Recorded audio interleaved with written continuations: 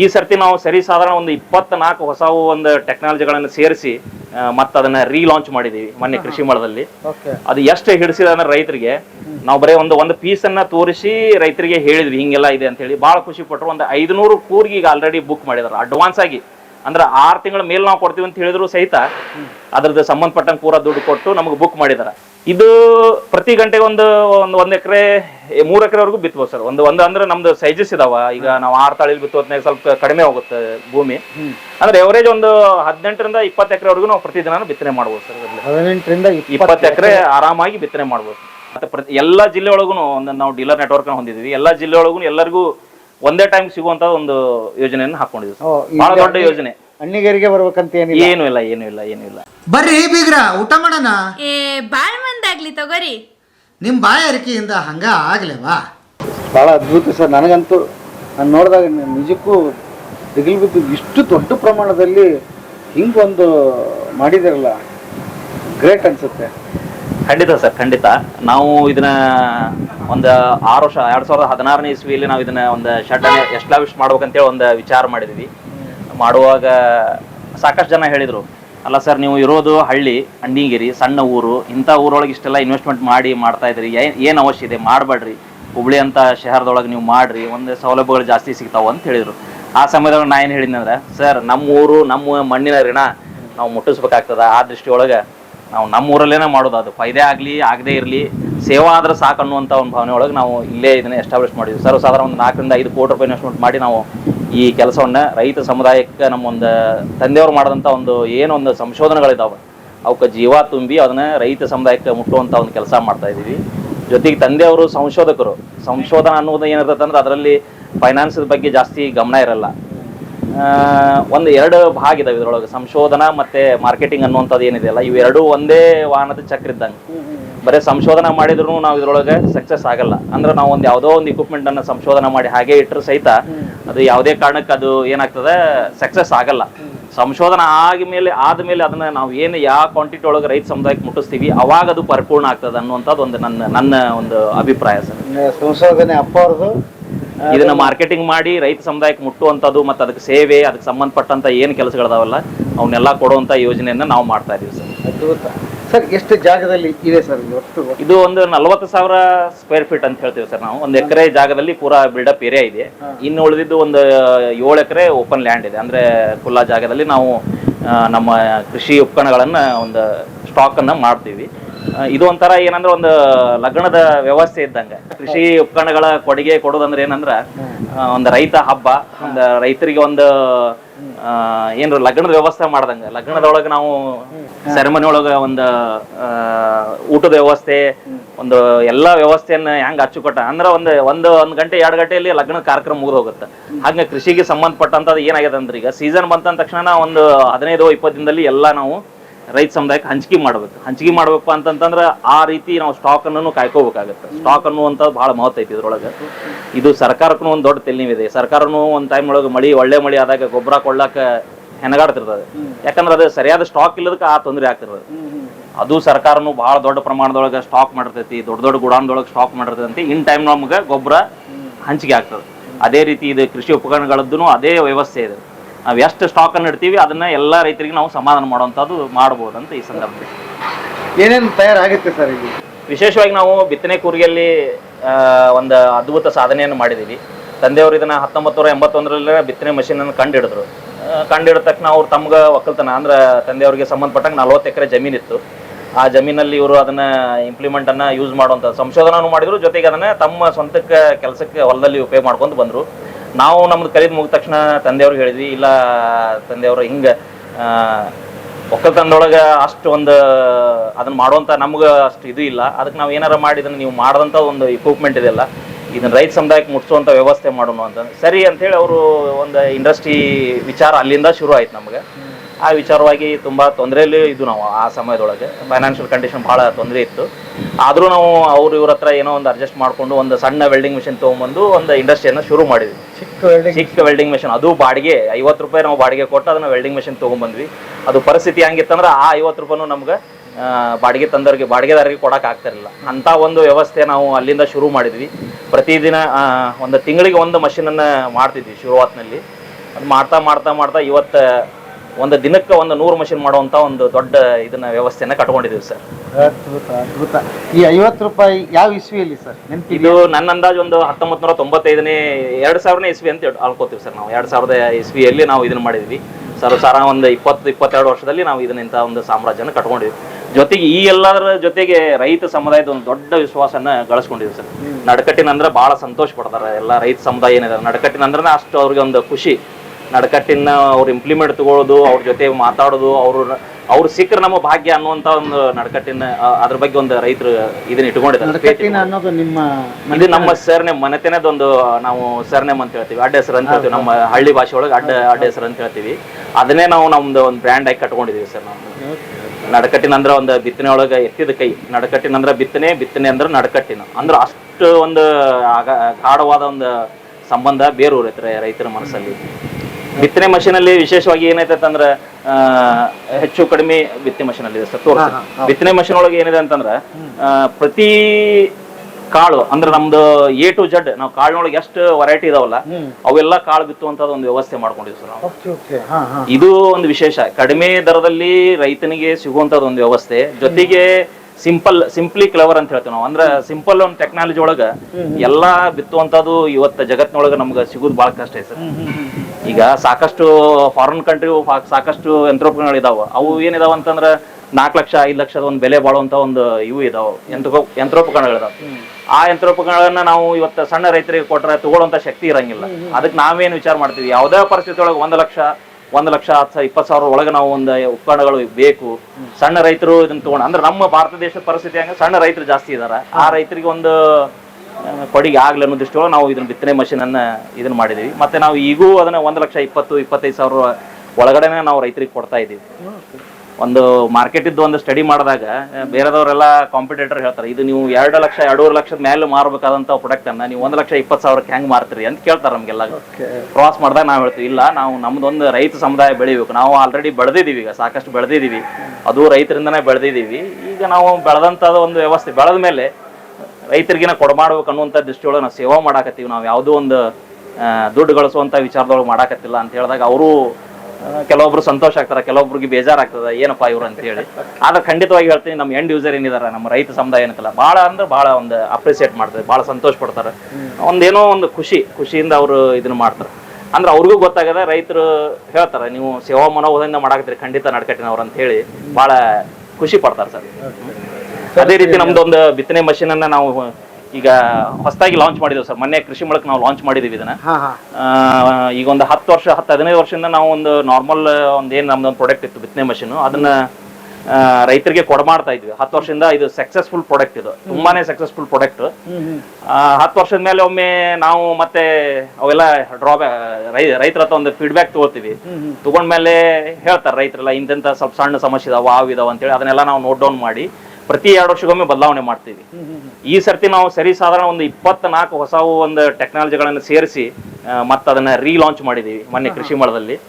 ಅದು ಎಷ್ಟು ಹಿಡಿಸಿದ ಅಂದ್ರೆ ರೈತರಿಗೆ ನಾವು ಬರೀ ಒಂದು ಪೀಸ್ ಅನ್ನ ತೋರಿಸಿ ರೈತರಿಗೆ ಹೇಳಿದ್ವಿ ಹಿಂಗೆಲ್ಲ ಇದೆ ಅಂತ ಹೇಳಿ ಬಹಳ ಖುಷಿ ಪಟ್ಟರು. ಒಂದು 500 ಕೂರ್ಗಿ ಈಗ ಆಲ್ರೆಡಿ ಬುಕ್ ಮಾಡಿದಾರೆ ಅಡ್ವಾನ್ಸ್ ಆಗಿ. ಅಂದ್ರೆ 6 ತಿಂಗಳ ಮೇಲೆ ನಾವು ಕೊಡ್ತೀವಿ ಅಂತ ಹೇಳಿದ್ರು ಸಹಿತ ಅದ್ರದ್ದು ಸಂಬಂಧಪಟ್ಟಂಗೆ ಪೂರಾ ದುಡ್ಡು ಕೊಟ್ಟು ನಮ್ಗೆ ಬುಕ್ ಮಾಡಿದಾರೆ. ಅಂದ್ರೆ ಅವ್ರಿಗೆ ಎಷ್ಟು ಹಿಡಿಸಿದೆ ಅನ್ನೋದು ನಾನು ನಿಮ್ಗೆ ಈ ರೀತಿ ನಿಮ್ಗೆ ಹೇಳಿಕೆ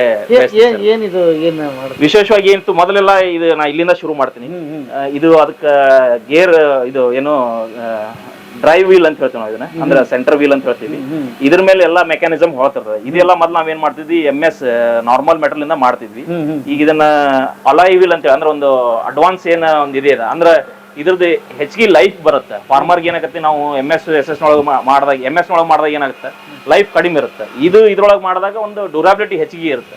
ಅಂದ್ರೆ ನಮ್ಮ ನೇರವಾಗಿ ಉದ್ದೇಶ ಏನಿದೆ ಫಾರ್ಮರ್ಗೆ ಒಂದು 20-25 ವರ್ಷ ಅದು ಅವ್ನ ಜೊತೆ ಇರಬೇಕು ಇಂಪ್ಲಿಮೆಂಟ್ ಅನ್ನುವಂಥ ಒಂದು ನಮ್ದು ಆಸೆ. ಅಂದ್ರೆ ರಿಪೀಟ್ ಅವ್ನು ಯಾವುದೇ ರೀತಿ ಇನ್ವೆಸ್ಟ್ಮೆಂಟ್ ಆಗಬಾರ್ದು. ಒಂದ್ ಸರ್ತಿ ತಗೊಂಡ್ರೆ ಅವ್ನು ಅದರಿಂದ ಫ್ರೀ ಆಗ್ಬೇಕು. ಮತ್ತೆ ಬೇರೆ ಕಡೆ ಅವ್ನ ದುಡ್ಡು ಆರ್ಥಿಕ ಏನೊಂದು ಪರಿಸ್ಥಿತಿ ಅದು ಸುಧಾರಿಸಲಿ ಅನ್ನೋ ದೃಷ್ಟಿಯೊಳಗೆ ನಾವು ಇದನ್ನ ಕೆಲಸನ ಮಾಡ್ತಿದ್ವಿ. ಜೊತೆಗೆ ಇದು ಸೆಂಟ್ರಲ್ ವೀಲ್ ಅಂತ ಹೇಳ್ತೀವಿ. ಇದೆಲ್ಲ ಸೈಡ್ ವೀಲ್, ಇದು ಸೈಡ್ ವೀಲ್ ಬ್ಯಾಲೆನ್ಸಿಂಗ್ ವೀಲ್ ಅಂತ ಹೇಳಿ ಬರುತ್ತೆ. ಇದೆಲ್ಲ ಕುರ್ಗಿಗೆ ತಾಳ್ ಅಂತ ಹೇಳ್ತೀವಿ ನಾವು. ತಾಳ್ನೊಳಗೆ ಮೊದ್ಲು ಹಳೆ ಪದ್ಧತಿ ಒಳಗೆ ಏನಿತ್ತು, ಇದನ್ನ ನಾವು ಒಂದು ಫ್ಲಾಟ್ ಪಟ್ಟಿ ತಗೊಂಡ್ಬಿಟ್ಟು ಮಾಡಿ ವೆಲ್ಡಿಂಗ್ ಅದೆಲ್ಲ ಮಾಡಿ ಸಿಕ್ಕಾಪಟ್ಟೆ ಜಾಯಿಂಟ್ ಆಗ್ತಿತ್ತು. ಅದ್ರೊಳಗೆ ಇಲ್ಲಿ ಜಾಯಿಂಟು ಇಲ್ಲೆಲ್ಲ ಜಾಯಿಂಟ್ ಆಗ್ತದೆ. ಆ ಜಾಯಿಂಟ್ ಅವಾಯ್ಡ್ ಮಾಡಿಸಲಾಗಿ ಏನ್ ಮಾಡಿದ್ವಿ, ಇದನ್ನ ಇನ್ವೆಸ್ಟ್ಮೆಂಟ್ ಕಾಸ್ಟಿಂಗ್ ಡೈ ಅಂತ ಹೇಳ್ತೀವಿ. ಇವೆಲ್ಲ ಆಟೋಮೊಬೈಲ್ ಇಂಡಸ್ಟ್ರಿ ಒಳಗೆ ಇದನ್ನ ಜಾಸ್ತಿ ಉಪಯೋಗಿಸ್ತಾರೆ. ಅಂದ್ರೆ ಎಷ್ಟು ಅಡ್ವಾನ್ಸ್ ಇದೀವಿ ಅಂದ್ರೆ ನಾವು ಈಗಾಗಲೇ ಅಗ್ರಿಕಲ್ಚರ್ ಇಂಪ್ಲಿಮೆಂಟ್ಸ್ ಮಾಡೋರು ಸಹಿತ ನಾವು ಆಟೋಮೊಬೈಲ್ ಇಂಡಸ್ಟ್ರಿ ಮಟ್ಟಕ್ಕೆ ನಾವು ಬೆಳೆದಿದ್ದೀವಿ. ಇದೆಲ್ಲ ಒಂದೇ ಮೋಡ್ ನಲ್ಲಿ ನಾವು ರೆಡಿ ಮಾಡ್ತೀವಿ. ಮೋಡ್ ನಲ್ಲಿ ಮಾಡಿ ಇದಕ್ಕೆಲ್ಲ ಸ್ಪೆಷಲ್ ಆಗಿ ಎಲ್ಲೇ ಇದ್ರದ್ದು ಶಕ್ತಿ ಕಡಿಮೆ ಆಗ್ತದೆ, ಎಲ್ಲಿ ತೊಂದರೆ ಆಗ್ತದೆ ಅದಕ್ಕೆ ನಾವು ವಿಶೇಷವಾಗಿ ಗಮನ ಹರಿಸಿ ಸ್ಟ್ರೆಂತ್ ಅನ್ನು ಕೊಟ್ಟಿದ್ದೀವಿ. ಇಲ್ಲೆಲ್ಲ ಸ್ಟ್ರೆಂತ್ ಕೊಟ್ಟಿದ್ದೀವಿ. ಮೊದಲೆಲ್ಲ ಏನಾಗ್ತಿದ್ದು, ಇಲ್ಲೇ ನಾವು ನೆಲದಲ್ಲಿ ಉಳುಮೆ ಮಾಡೋ ಹೊತ್ನಾಗ ಇಂಪ್ಯಾಕ್ಟ್ ಏನಾರ ಫೋರ್ಸ್ ಬಿತ್ತಪ್ಪ ಅಂದ್ರೆ ಇಲ್ಲಿಂದ ಇದು ಬೆಂಡ್ ಆಗಿ ಹಿಂದ್ಗಡೆ ಹೋಗ್ತಿತ್ತು. ಇಂಥವೆಲ್ಲ ಆಗ್ಬಾರ್ದು ಅಂತ ಹೇಳಿ ಒಂದೇ ಇದ್ರೊಳಗೆ ಆಗ್ಬೇಕಂತ ಹೇಳಿ ಇನ್ವೆಸ್ಟ್ಮೆಂಟ್ ಕಾಸ್ಟಿಂಗ್ ಡೈ ನಲ್ಲಿ ನಾವು ಇದು ರೆಡಿ ಮಾಡಿದೀವಿ. ಮತ್ ಜೊತೆಗೆ ಇದನ್ನೆಲ್ಲ ಫಸ್ಟ್ ಏನ್ ಮಾಡ್ತಿದ್ವಿ, ಇಟ್ಟು ಬಿಟ್ಟು ವೆಲ್ಡ್ ಮಾಡ್ತಿದ್ವಿ. ವೆಲ್ಡ್ ಮಾಡಿದ್ರೆ ಏನಾಗ್ತದೆ, ಇದು ಉಪಯೋಗ ಮಾಡ್ತಾ ಮಂಡಾದ್ರೆ ರೈತರಿಗೆ ಏನಾಗ್ತಿತ್ತು, ತಂದು ಮತ್ತೆ ವೆಲ್ಡಿಂಗ್ ಮಾಡಿಸೋದು ಅದೆಲ್ಲ ಕೆಲಸ ಭಾಳ ಆಗ್ತಿತ್ತು. ಅದಕ್ಕೆ ಏನ್ ಮಾಡಿದ್ವಿ, ಇದನ್ನೆಲ್ಲ ಡಿಸ್ಮೆಂಟಲ್ ಮಾಡಕ್ ಬರೋಂಗ್ ಮಾಡಿದ್ವಿ. ಕೆಲ ನಟ್ ಬೋಲ್ಟ್ ಕೊಟ್ಟಿದೀವಿ. ಇದು ನಿಮ್ಗ ಬಹಳ ಸಣ್ಣ ವಿಷಯ ಅನಿಸ್ತದ, ಆದ್ರೆ ಫಾರ್ಮರ್ ಕಮ್ಯುನಿಟಿಗೆ ಇದು ದೊಡ್ಡ ತೆಲುವು ಇದೆ. ಇದು ಏನು ಭೂಮಿ ಒಳಗೆ ಇದು ಏನು ಉಳುಮೆ ಮಾಡೋತ್ನೇ ನಾವೇನ್ ಉಪಯೋಗ ಮಾಡ್ತೀವಲ್ಲ, ಅವಾಗ ಈ ಪಾಯಿಂಟ್ ಮಂಡ್ ಆಗ್ತದ. ಮಂಡ ಆಯ್ತಂದ್ರೆ ಇದರಿಂದ ದೊಡ್ಡ ಸಮಸ್ಯೆ ಏನಾಗ್ತದೆ ಅಂದ್ರೆ ಬೀಜದೊಳಗ ಬೀಜ ಹುಟ್ಟು ಪ್ರಮಾಣ ಕಡಿಮೆ ಆಗ್ತದೆ, ಕೊಳಿ ಆಡ್ತದ ಅಂತ ಹೇಳ್ತೀವಿ ನಾವು. ಮಂಡಾಗಿದ್ದು ನಾವು ಹಂಗೆ ಜೇರ್ ಉಪಯೋಗ ಮಾಡಿದ್ದ ಅದಲ್ಲಿ ಅದ ಏನಾಗ್ತದ, ಕೊಳಿ ಆಡ್ತದ, ಬೀಜ ಹುಟ್ಟು ಪ್ರಮಾಣ ಕಡಿಮೆ ಆಗ್ತದೆ. ಒಂದು 25-30% ಬೀಜ ಭೂಮಿ ಒಳಗನ ಸತ್ ಬಿಡುತ್ತೆ. ಅದು ಆಕ್ಚುಲಿ ಯಾರಿಗೂ ಗೊತ್ತಾಗಲ್ಲ. ಅದಕ್ಕೆ ನಾವೇನ್ ಮಾಡ್ತೀವಿ, ಅದು ಮಂಡ ಆಗದೆ ಇರುವಂತ ಒಂದು ವಿಚಾರನ್ನ ಇಟ್ಕೊಂಡು ಇದನ್ನ ರೆಡಿ ಮಾಡಿದ್ವಿ. ಜೊತೆಗೆ ಇದನ್ನ ಮಂಡ ಆದ ತಕ್ಷಣ ತೆಗೆದು ಹಾಕುವಂತ ವ್ಯವಸ್ಥೆನೂ ಇದನ್ನ ಮಾಡಿದ್ವಿ. ಇದು ಒಂದು ಬದಲಾವಣೆ. ಇದು ನಿಮ್ಗೆ ಸಣ್ಣದೊಂದು ತಾಳ್ನೊಳಗ ನಾವು ಈ ಬದಲಾವಣೆ ತೋರಿಸ್ತಾ ಇದೀವಿ. ಇನ್ನು ಇಡೀ ಒಂದು ಮಷೀನ್ ಇದೆ, ಅದ್ರಲ್ಲಿ ನಾನು ನಿಮ್ಗೆಲ್ಲ ತಿಳಿಸಿ ಹೇಳ್ಬೇಕು ಸರ್.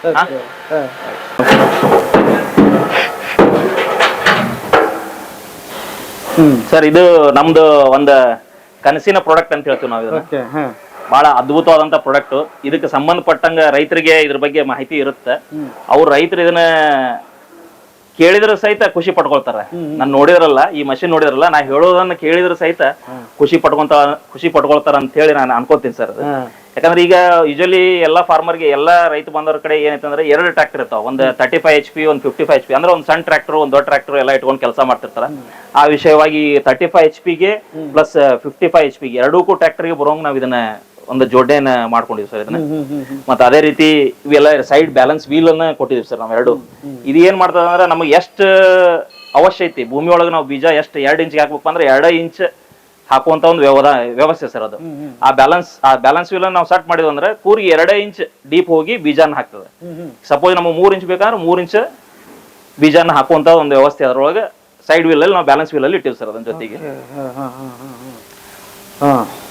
ಅದೇ ರೀತಿ ಇದು ವಿಶೇಷವಾಗಿ ಮೊದಲೆಲ್ಲ ಇದು ಚೈನ್ ಡ್ರೈವ್ ಬರ್ತದೆ ಸರ್. ಇದು ಏನಿದೆಲ್ಲ ಹಳೆ ಪದ್ಧತಿ ಒಳಗೆ ನಾವೇನು 10 ವರ್ಷದಿಂದ ಏನ್ ಮಾರಾಟ ಮಾಡಿದ್ವಲ್ಲ, ಅವಾಗ ಒಂದು ಚೈನ್ ಡ್ರೈವ್ ಅಂತ ಬರ್ತಿತ್ತು. ಇಲ್ಲೆಲ್ಲ ಚೈನ್ ಬರ್ತಿತ್ತು ಅದಕ್ಕೆ ಮೊದಲು.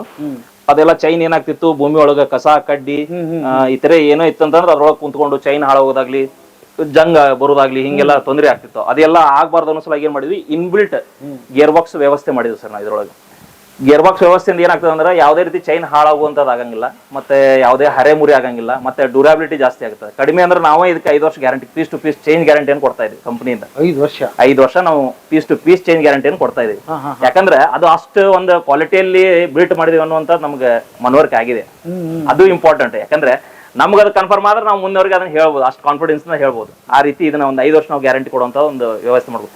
ಇವೆಲ್ಲ ಆಟೋಮೊಬೈಲ್ ಇಂಡಸ್ಟ್ರಿ ಮತ್ತೆ ದೊಡ್ಡ ದೊಡ್ಡ ಮಲ್ಟಿನ್ಯಾಷನಲ್ ಕಂಪ್ನಿಯಲ್ಲಿ ಮಾತ್ರ ಆಗುತ್ತೆ. ಆದ್ರೆ ನಾವು ಇಲ್ಲಿ ಹಳ್ಳಿ ಒಳಗೆ ಇದ್ಕೊಂಡು, ಒಂದು ಹಳ್ಳಿ ವಾತಾವರಣದಲ್ಲಿ ಇದ್ಕೊಂಡು, ಮತ್ತೆ ನನ್ನ ಪ್ರಿಯ ರೈತ ಸಮುದಾಯ ಜೊತೆ ಇದ್ಕೊಂಡು, ರೈತರ ನಡುವೆ ಇದ್ಕೊಂಡು ನಾ ಇದನ್ನ ಯೋಚನೆ ಮಾಡ್ತೀನಿ ಅಂದ್ರೆ ಇದು ರೈತರಿಗೆ ಒಂದು ದೊಡ್ಡ ಅದ್ಭುತ ಕೊಡುಗಿನ ಅಂತ ನಾ ಹೇಳಕ್ ಬಯಸ್ತೀನಿ ಸರ್. ಅಂದ್ರೆ ನಿಮ್ಗೆ ಏನ್ ತೊಂದರೆ ಆಗ್ತದೆ ಅಂತ ತಿಳ್ಕೊಂಡು ಮತ್ತೆ ಸರಿ ಮಾಡ್ಕೊಂಡು, ಕರೆಕ್ಟ್ ನಿಮ್ ಟೆಕ್ನಾಲಜಿ ಅದನ್ನೆಲ್ಲ ಬಳಸಿ ಇದನ್ನ ಮಾಡಿ ರೈತರಿಂದ ನಾವು ಫೀಡ್ಬ್ಯಾಕ್ ತೋರಿಸೋದು. ಎಲ್ಲಕ್ಕಿಂತ ಮುಖ್ಯವಾಗಿ ಏನಿದೆ, ರೈತರ ಜೊತೆ ನಮ್ದು ಏನಿರ್ತದೆ ನೇರವಾಗಿ ಕಾಂಟ್ಯಾಕ್ಟ್ ಇರುತ್ತೆ. ರೈತರು ಬಂದು ಅವ್ರಿಗೆ ಏನಿಸ್ತದೆ, ನಮ್ಮ ಮನಿಪ, ನಮ್ಮ ಫ್ಯಾಕ್ಟ್ರಿ, ನಮ್ಮ ಕಂಪನಿ ಅನ್ನುವಂಥ ಭಾವನೆ ಒಳಗೆ ಬರ್ತಾರ. ಎಲ್ಲ ಹೇಳ್ತಾರ ಅವ್ರು, ರೈತರು ಹಿಂಗೆ ಡ್ರಾಬ್ಯಾಕ್ ಇದೆ, ಹಿಂಗೆಲ್ಲ ಸಮಸ್ಯೆಗಳಿದಾವೆ ಸರ್, ನೀವು ಇದನ್ನ ಸರಿಪಡಿಸ್ರಿ, ಖಂಡಿತ ನಿಮ್ಮಲ್ಲಿ ಆ ಶಕ್ತಿ ಐತಿ, ನಿಮ್ಮಲ್ಲಿ ಆ ವಿಚಾರ ಐತಿ, ನೀವು ಮಾಡಬಲ್ರಿ ಅನ್ನುವಂಥದ್ದು ಅವ್ರ ನಂಬಿಕೆನೇ ಹೆಚ್ಚಿಗೆ ಅವರು ಮನಗಂಡ ಸರ್.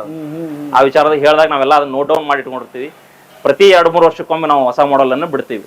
ಎಲ್ಲೂ ನಾವು ಯಾವುದೇ ರೀತಿಯಂತ ಒಂದು ಶಾರ್ಟ್ಕಟ್ ಅನ್ನು ಉಪಯೋಗ ಮಾಡಂಗಿಲ್ಲ. ಅದನ್ನ ಕರೆಕ್ಟ್ ಸ್ಟಡಿ ಮಾಡಿ, ನಮ್ಮದೇ ಫೀಲ್ಡ್ ಇರೋದ್ರಿಂದ, ನಮ್ಮದೇ ಅಗ್ರಿಕಲ್ಚರ್ 100 ಎಕರೆ ನಾವು ಅಗ್ರಿಕಲ್ಚರ್ ಮಾಡ್ತೀವಿ. ಆ ಅಗ್ರಿಕಲ್ಚರ್ನಲ್ಲಿ ನಾವೆಲ್ಲ ನೋಡ್ತೀವಿ ಪ್ರಾಕ್ಟಿಕಲ್ ಆಗಿ ಏನು ಪ್ರಾಬ್ಲಮ್ ಇರ್ತದೆ. ರೈತರು ಹೇಳಿದ್ದನ್ನು ಫೀಡ್ಬ್ಯಾಕ್ ತೊಗೊಂಡಿರ್ತೀವಿ, ಜೊತೆಗೆ ನಾವು ಒಕ್ಕಲ್ತನ ಮಾಡ್ಕೊಂತಾನೆ ಅದಕ್ಕೆ ಏನು ಸಂಬಂಧಪಟ್ಟಂಗೆ ಏನಿದನ್ನೆಲ್ಲ ಸ್ಟಡಿ ಮಾಡಿ ಇಲ್ಲಿ ಒಂದು ವಿಶೇಷವಾದಂಥ ಇದು ಏನಪ್ಪಾ ಅಂತಂದ್ರೆ ಒಕ್ಕಲ್ತನ ಮಾಡ್ತೀವಿ, ಜೊತೆಗೆ ಇಂಡಸ್ಟ್ರಿನೂ ನಡೆಸ್ತೀವಿ. ಅದು ಒಂದು ಎಲ್ಲರಿಗೂ ದೊಡ್ಡ ಅಡ್ವಾಂಟೇಜ್. ಈಗ ಏನಾಗ್ತದೆ, ಬೇರೆ ದೊಡ್ಡ ದೊಡ್ಡ ಕಂಪ್ನಿ ಒಳಗೆ ದೊಡ್ಡ ಪ್ರಮಾಣದೊಳಗೆ ಇಂಜಿನಿಯರಿಂಗ್ ಸೆಕ್ಟರ್ ಇರುತ್ತೆ, ಇಂಡಸ್ಟ್ರಿ ಇರುತ್ತೆ, ಎಲ್ಲ ಇರುತ್ತೆ. ಆದ್ರೆ ಒಕ್ಕಲ್ತನದ ಏನನ್ನುವಂಥ ಜ್ಞಾನ ಇರಂಗಿಲ್ಲ. ದೊಡ್ಡ ದುರಂತ ಅಂದ್ರೆ ಅಲ್ಲಿದೆ. ಈಗ ನಮ್ಗೆ ದೇವರ ದಯದಿಂದ ಹಿರಿಯರ ಒಂದು ಪುಣ್ಯ ಮತ್ತು ಆಶೀರ್ವಾದದಿಂದ ಏನೈತಿ, ಒಕ್ಕಲ್ತನ ಮಾಡ್ತೀವಿ, ಜೊತೆಗೆ ಇಂಡಸ್ಟ್ರಿ ನಡೆಸ್ತೀವಿ. ಹಿಂಗಾಗಿ ನಾವು ಏನಾಗ್ತದೆ, ಅವ್ನ ಕಷ್ಟ ಏನಿದೆ, ಅವ್ನಿಗೆ ಏನು ತೊಂದರೆ ಇದೆ ಅನ್ನುವಂಥದ್ದು ನಾವು ಇಮಿಡಿಯೇಟ್ ಅಂದ್ರೆ ಅವ್ನು ಹೇಳೋಕಿನ ಮುಂಚೆನೇ ಕ್ಯಾಚ್ ಮಾಡ್ಕೋತೀವಿ. ಅದು ದೊಡ್ಡ ಒಂದು ಪ್ಲಸ್ ಪಾಯಿಂಟ್ ಅಂತ ಈ ಸಂದರ್ಭದೊಳಗೆ ಹೇಳ್ತೀನಿ ಸರ್. ಏನೇನು ಬಿತ್ತಬಹುದು ಸರ್ ಇದರಲ್ಲಿ?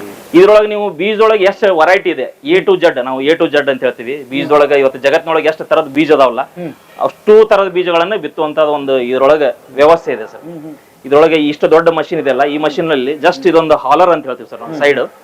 ಇದು ಹಾಲರ್, ಇದೇನಿದೆಲ್ಲ ಈ ರೀತಿ ಇದು ಹಾಲರ್ ಅಂತ ಹೇಳ್ತೀವಿ ಸರ್. ಇದು ಬೀಜದ ಹಾಲರ್ ಅಂತ ಹೇಳ್ತೀವಿ ನಾವು. ಈ ಹಾಲರ್ ನಲ್ಲಿ ನಾವು ಯಾವ ಬೀಜದ ಹಾಲರ್ ಕೊಡ್ತೀವಿ, ಇದು ಗೋವಿನಜೋಳ ಅಂತ ನಾವು ಬರ್ದಿದ್ದೀವಿ. ಇದರಲ್ಲಿ ಗೋವಿನಜೋಳದ ಹಾಲರ್ ಹಾಕಿದ್ರೆ ನೀವು ಗೋವಿನಜೋಳ ಬಿತ್ತನೆ ಮಾಡ್ಬೋದು. ಅದೇ ರೀತಿ ನೀವು ಜೋಳದ ಹಾಲರ್ ಕೊಟ್ರೆ ಜೋಳದ ಬಿತ್ತನೆ ಮಾಡ್ಬೋದು. ಗೋಧಿ ಬಟ್ಲದ್ದು ಕೊಟ್ರೆ ಗೋಧಿ ಹಾಲರ್ ಕೊಟ್ರೆ ಗೋಧಿ ಬಿತ್ತನೆ ಮಾಡ್ಬೋದು.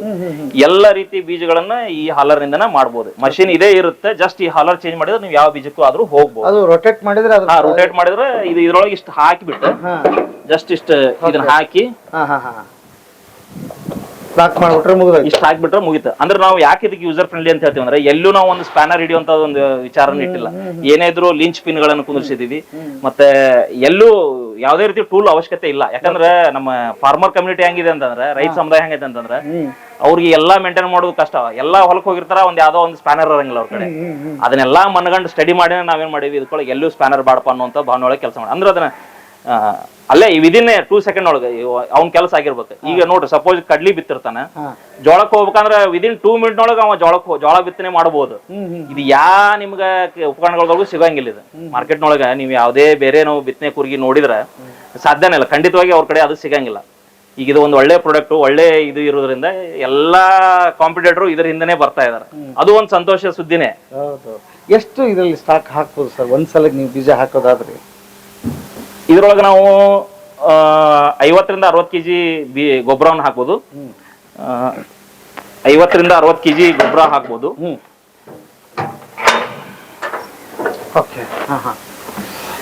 50 ರಿಂದ 60 kg ಇದ್ರೊಳಗೆ ನಾವು ಗೊಬ್ಬರ ಹಾಕ್ಬೋದು. ಮತ್ತೆ ಆ ಸೈಡ್ ಈ ಸೈಡ್ ಒಂದು 20 kg ಅಂದ್ರೆ 40 kg ಬೀಜವನ್ನ ಹಾಕ್ಬೋದು. ನಡು ನಾವು ಗೊಬ್ಬರ ಹಾಕ್ತೀವಿ, ಆ ಕಡೆ ಈ ಕಡೆ ಏನಿದೆಲ್ಲ ಬೀಜ ಹಾಕುವಂತ ಒಂದು ವ್ಯವಸ್ಥೆ ಇದೆ. ಇದು ಗೊಬ್ಬರ ಬೀಜ ಎಲ್ಲ ಮಿಕ್ಸ್ ಆಗಿ ಅದು ಕೆಳಗಡೆ ನಾವು ಏನಿದೆಲ್ಲ ಗೊಬ್ಬರ ಬೀಜ ಮಿಕ್ಸ್ ಆಗಿ, ಬೀಜ ಬೇರೆ ಲೈನಿಂದ ಬರುತ್ತೆ, ಗೊಬ್ಬರ ಬೇರೆ ಲೈನಿಂದ ಬರುತ್ತೆ. ಭೂಮಿಯನ್ನ ಅದು ಈಗ ನಾವು ತಾಳೆ ಅಂತ ತೋರಿಸಿದ್ನಲ್ಲ, ಅದು ಓಪನ್ ಮಾಡ್ಕೊಂಡು ಹೋಗ್ತದೆ. ಹಿಂದಿಂದ ಕಾಳು ಬೀಳ್ತದೆ, ಅದ್ರ ಮೇಲೆ ಗೊಬ್ಬರ ಬೀಳುತ್ತೆ. ಮತ್ತೆ ಇದು ಆಟೋಮೆಟಿಕ್ ಕ್ಲೋಸರ್ ಬರುತ್ತೆ. ನಾವು ಬೆಳಸಲ್ ಕುಂಟೆ ಅಂತ ಹೇಳ್ತೀವಿ.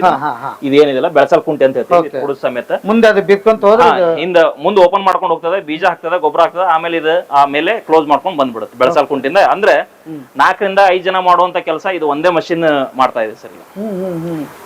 ಸಮಯದ ಉಳಿತಾಯ ಆಗ್ತಾ ಇದೆ, ಲೇಬರ್ ಉಳಿತಾಯ ಆಗ್ತಾ ಇದೆ. ಮತ್ತೆ ಜೊತೆಗೆ ಎಲ್ಲರಿಗೂ ವಿಶೇಷ ಅಂದ್ರೆ ಪರ್ಫೆಕ್ಟ್ ಬಿತ್ತನೆ. ಅಂದ್ರೆ ನಾವು 100% ಬಿತ್ತನೆ ಕರೆಕ್ಟ್ ಆಗ್ತಾ ಇದೆ ಸರ್. ಅದು ಇಂಪಾರ್ಟೆಂಟ್. ಒಂದು ಅವರ ಹತ್ರ ಇದ್ಬಿಟ್ರೆ ಸಾಕು ಸಾಕು ಸಾಕು ಸಾಕು. ಏನ್ ಬೇಕು ಅದು ಎಲ್ಲಾ ತರದ ಬಿತ್ತನೆ ಅವರು ಮಾಡ್ಬೋದು.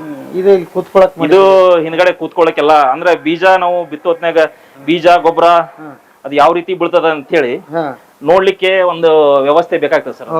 ಅಂದ್ರೆ ನಾವು ಈ ಸೈಡ್ ಬೇಕಂದ್ರೆ ಈ ಸೈಡ್ ಹೋಗಿ ನೋಡ್ಬೋದು, ಈ ಸೈಡ್ ಬೇಕಂದ್ರೆ ಈ ಸೈಡ್ ಹೋಗಿ ನೋಡ್ಬೋದು. ಅಂದ್ರೆ ಬೀಜ ಯಾವ ರೀತಿ ಕರೆಕ್ಟ್ ಆಗಿ ಹೋಗ್ತಾ ಇದೆ ಇಲ್ಲ ಅಂತ ಹೇಳಿ ಅದನ್ನೆಲ್ಲ ನಾವು ಸ್ಟಡಿ ಮಾಡ್ಬೇಕಾಗುತ್ತೆ.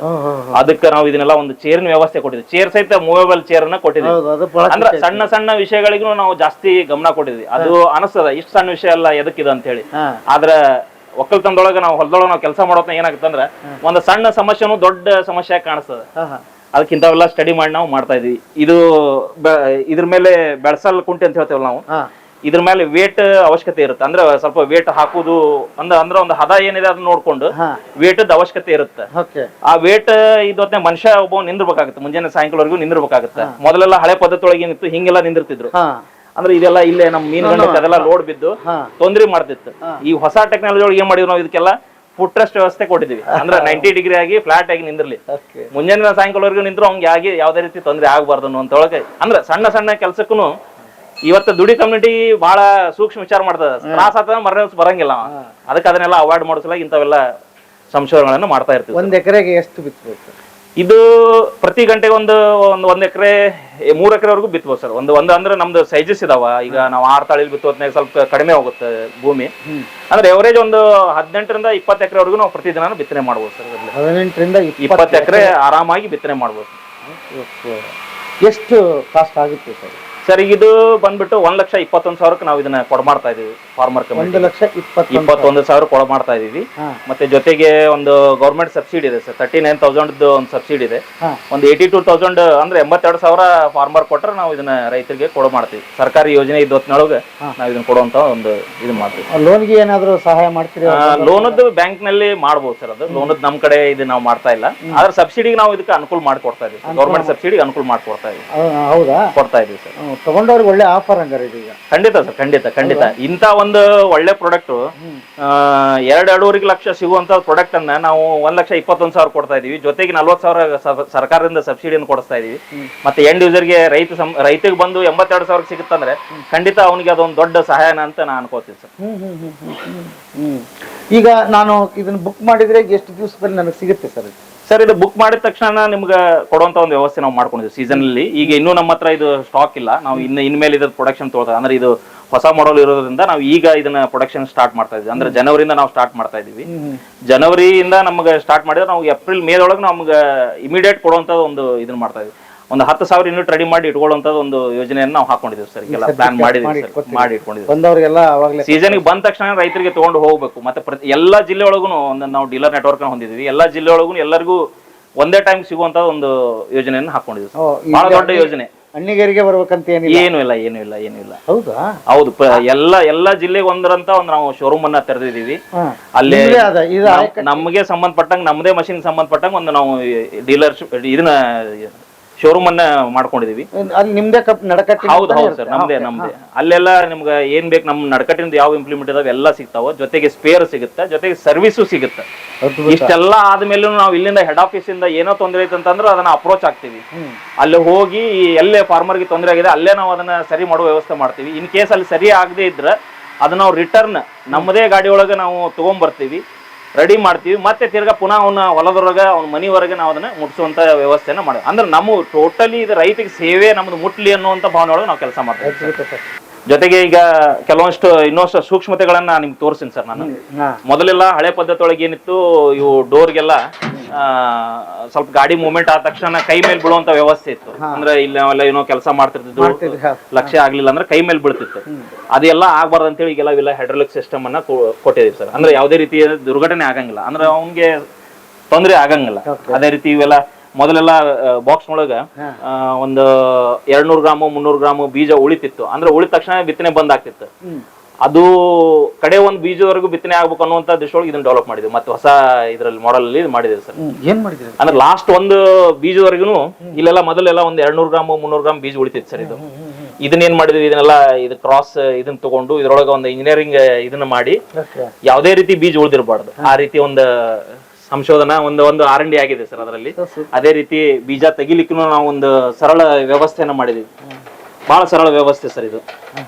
ಈಗ ಬಾಕ್ಸ್ ನಲ್ಲಿ ಬೀಜ ಇದೆ, ನಾವು ಕಡ್ಲಿ ಬಿತ್ತಾ ಇದೀವಿ, ಬೇಡಪ್ಪ ಜೋಳ ಬಿತ್ತಬೇಕಂದ್ರೆ ಇದನ್ನ ಇಷ್ಟು ತೆಗೆದ್ಬಿಟ್ರೆ ನಮ್ದು ಪೂರಾ ಬೀಜ ಹೊರಗೆ ಬಂದ್ಬಿಡ್ತು. ನಾವೇನೋ ಬ್ಯಾಗ್ ಇಟ್ಕೊಂಡ್ವಿ, ಬುಟ್ಟಿ ಇಟ್ಕೊಂಡ್ವಿ ಅಂದ್ರೆ ಇಮಿಡಿಯೇಟ್ ಹೊರಗೆ ಬಂದ್. ಅದೇ ರೀತಿ ಗೊಬ್ಬರದ್ದು ನಾವು ವ್ಯವಸ್ಥೆನ ಮಾಡಿದೀವಿ ಸರ್. ಇವೆಲ್ಲ ಸಣ್ಣ ಸಣ್ಣ ಇವು ಏನಿದಾವ ಇದಕ್ಕೆ ನೋಡ್ರಿ ಸಂಬಂಧಪಟ್ಟಂಗೆ ಎಷ್ಟು ಕರೆಕ್ಟ್ ಆಗಿ ನಾವು ಡಿಸೈನ್ ಮಾಡಿದೀವಿ ಅಂದ್ರೆ ಒಂದು ಬುಟ್ಟಿ ಹಿಡಿದ್ರು ಸಾಕವ.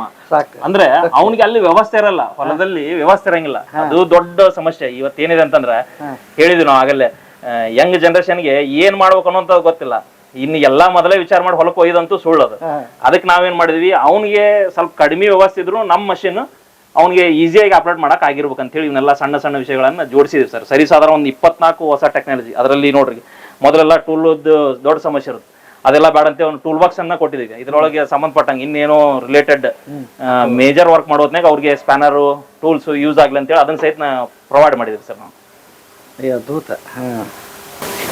ಅದೇ ರೀತಿ ಹೊಲದಲ್ಲಿ ಈಗ ಇದಕ್ಕೆಲ್ಲ ಹಸಿ ಮಣ್ಣು ತಾಕ್ತು ಕುಡ ಅಂತ ಹೇಳ್ತೀವಿ ನಾವು. ಇದು ಕುಡಕ್ಕ ಹಸಿ ಮಣ್ಣು ತಾಗ್ತು ಹುಲ್ಲೆಲ್ಲ ಕುಂತಂದ್ರ ಅದ್ ಕೆತ್ತಾಕ ಕುರ್ಚಿಗೆ ಅಂತ ಇರುತ್ತೆ. ಅದು ನಾವು ಸಪರೇಟ್ ಆಗಿ ಮಾರ್ಕೆಟ್ ನಲ್ಲಿ ತಗೋಕ್ ಹೋದ್ರೆ ಸಿಗಂಗಿಲ್ಲ, ಅಷ್ಟು ಉದ್ದನ್ ಕುರ್ಚಿ ಸಿಗಲ್ಲ. ಇದು ಜಾಸ್ತಿ ಉದ್ದಿರೋದ್ರಿಂದ ಕೆತ್ತಾಕ ಸಂಜೆ ಮಟನು ಕೆತ್ತಬೇಕಲ್ರಿ, ಕೆತ್ತಾಕ ಮಾಡಕ್ ಆಗಂಗಿಲ್ಲ ಅಂತ ಹೇಳಿ ಇದಕ್ಕೆ ನಾವು ನಮ್ಮದೇ ಆದ ಒಂದು ಪದ್ಧತಿ ಒಳಗ ಒಂದು ಕುರ್ಚಿಗೆನ್ನ ನಡಕಟ್ಟಿನ ಬ್ರ್ಯಾಂಡ್ ಒಳಗೆ ಕುರ್ಚಿಗೆ ಸಹಿತ ಕುರ್ಚಿಗೆ ಮೊದಲು ಮಾಡಿ ಕೊಡ್ತಾ ಇದೀವಿ ಅಂದ್ರೆ ಒಕ್ಕಲ್ತನದೊಳಗ ಇದು ಬಹಳ ಅರ್ಥ ಗಂಭೀರವಾದಂತ ವಿಷಯ ಇದು. ಇದು ನೀವು ಒಕ್ಕಲ್ತನ ಮಾಡೋರು ಕೇಳಿದ್ರೆ ಹೇಳ್ತಾರೆ ಕುರ್ಚಿಗೆ ಅಂದ್ರೆ ಕುರ್ಚಿಗೆ ಅಂದ್ರೆ ಏನು, ಒಕ್ಕಲ್ತನ ಶುರು ಇದು ಅದು, ಅಲ್ಲಿಂದ ಒಕ್ಕಲ್ತನ ಸ್ಟಾರ್ಟ್ ಆಗುತ್ತೆ. ಅದ್ರ ಮೇಲೆ ದೊಡ್ಡ ದೊಡ್ಡ ಉಪಕರಣಗಳು ಇದಾವ.